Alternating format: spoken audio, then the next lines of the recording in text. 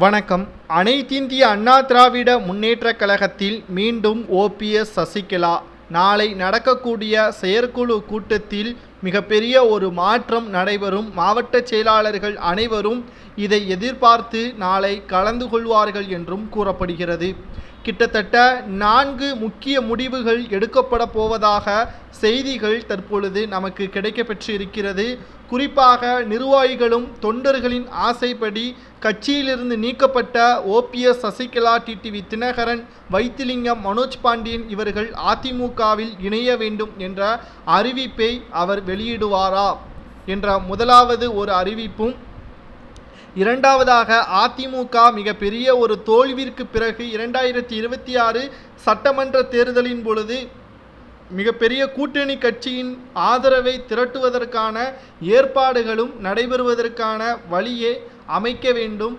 காங்கிரஸ் மற்றும் விடுதலை சிறுத்தைகள், கம்யூனிஸ்ட் மற்றும் தேமுதிக, நாம் தமிழர், தற்பொழுது விஜய் அவர்கள் கட்சி தொடங்கிய தமிழக வெற்றி கழகம் போன்ற கட்சிகளுடன் ஆலோசனை நடத்த வேண்டும்.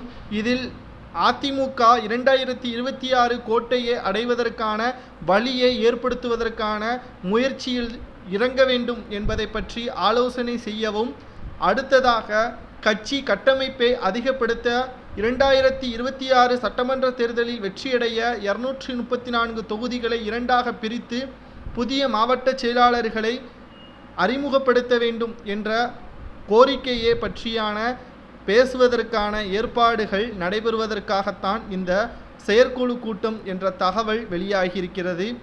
ஆனால் முதலாவதாக நாம் சொன்னபடி ஓபிஎஸ்ஓ, சசிகலாவோ, டிடிவி தினகரனோ அதிமுகவில் இணைவதற்கு வாய்ப்பே இல்லை என்று எடப்பாடி கூறிவிட்டால் அதிமுகவின் செயற்குழு பாதியில் நின்றுவிடும். அதிமுகவின் மாவட்ட செயலாளர்கள் வெளிநடப்பு செய்வார்கள் என்ற தகவலும் தற்பொழுது கிடைக்க பெற்றிருக்கிறது. ஒட்டுமொத்த அதிமுகவிற்கு பேரிடியாக இந்த சம்பவம் நாளை நடைபெறுமா, அல்லது மக்களுக்கு நன்மை செய்யும் விதமாக எடப்பாடி பழனிசாமி அவர்கள் ஈகோவை விட்டுவிட்டு தொண்டர்களுக்கு ஆதரவாக கட்சியிலிருந்து நீக்கப்பட்டவர்களை மீண்டும் இணைப்பாரா என்ற ஒரு கேள்வியும் நாளை தெரிய வரும். எடப்பாடி பழனிசாமி அவர்கள் என்ன முடிவு எடுக்கலாம் என்பதை உங்களது கருத்துக்களை கமெண்ட் வாயிலாக கூறுங்கள். மாவட்ட செயலாளர்களது தேவையை பூர்த்தி செய்பவன் தலைவனா அல்லது சுயநலமாக இருப்பவர் தலைவனா என்பதை கமெண்டில் கூறுங்கள்.